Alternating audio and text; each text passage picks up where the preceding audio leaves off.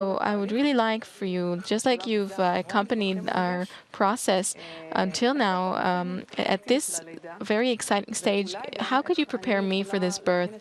And how can I prepare the embryo for this birth? I'm not a woman. I'm very far from that, according to my perception of the world and my character. I'm very manly and maybe very masculine, maybe even too much.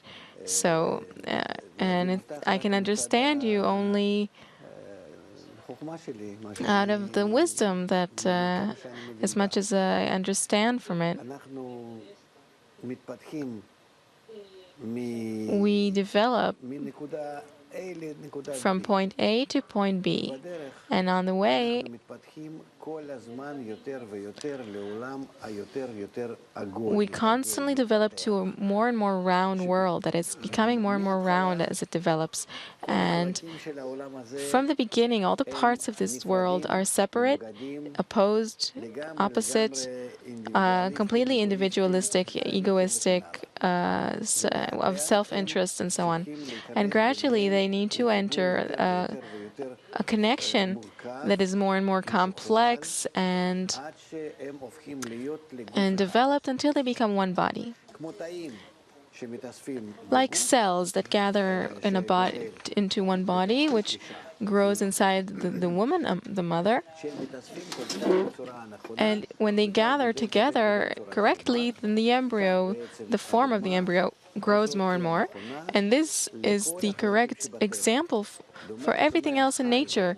The inanimate, vegetative, animate, and human level, they all need to connect finally as one, to do so correctly, even though they're opposed and connected. And they need to connect into this one integral system, which operates in mutual guarantee in this common shared life where there is no difference between one part and the other, but each part is measured in accordance to how much it is beneficial to the general system. And this is the way the entire world, including the entire cosmos, it needs to show itself this way to us as one system. And so, when we speak about the embryo, why does it grow within the mother? This is an initial process, the preparation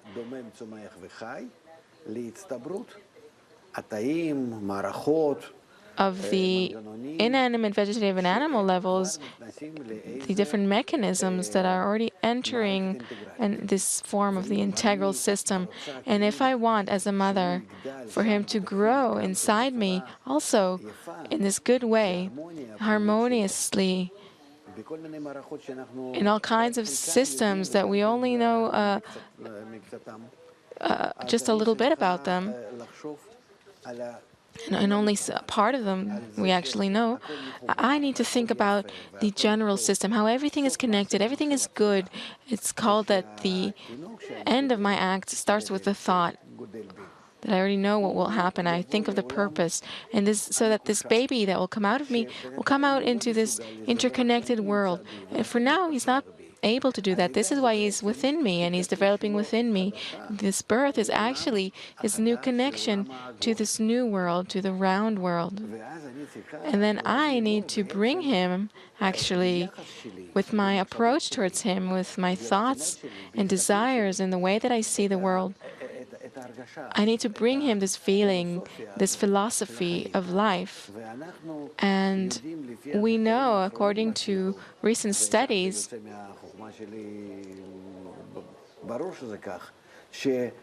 and of course, out of my wisdom, that it's clear that it's so, that as much as I think and project to this developing embryo thoughts, desires, and an outlook according to this, he doesn't only grow according to this, but he has the systems that are built according to that. with certain connections that they make. For example, if we take the brain of a person who was developed within a mother in a special society and compare it to a baby who grew inside a woman of a different culture, we'll also see that there is a difference in the structure of the brain. There is only a certain extent that we can actually measure, but there are a lot of other systems that we could discover that how much the physical preparations, the ties in the neurons in the brain, and all kinds of forms of systems inside the body are different. So then this thought, this desire, the attitude of the mother and of the entire environment through which, and also not only through that, but also as we spoke of the surrounding lights, the embryo receives this and it completely forms and organizes his internal systems.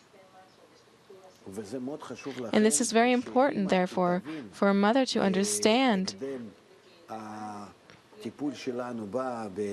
with our preparation, the preparation that we give her beforehand and the integral education that we will give to her. She must understand that she's living in a world that is completely round, completely integral, and also the baby that's born. It's growing for now in this way that he depends on her more and is protected from bad influences from the outside.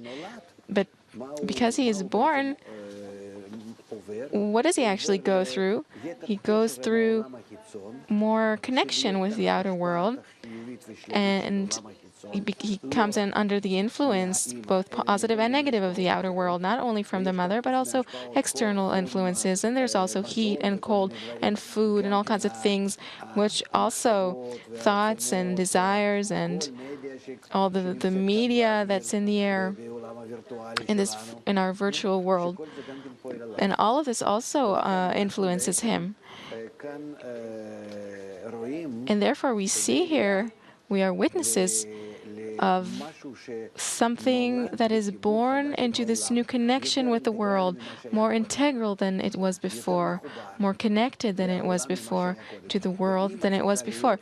And the mother needs to be prepared, and the father and the relatives need to be prepared to supply him with the correct connection to the entire world, the integral connection, so that he'll accept the world as one whole, and that he belongs to this system and is in it as an active part which is correctly connected to everything else.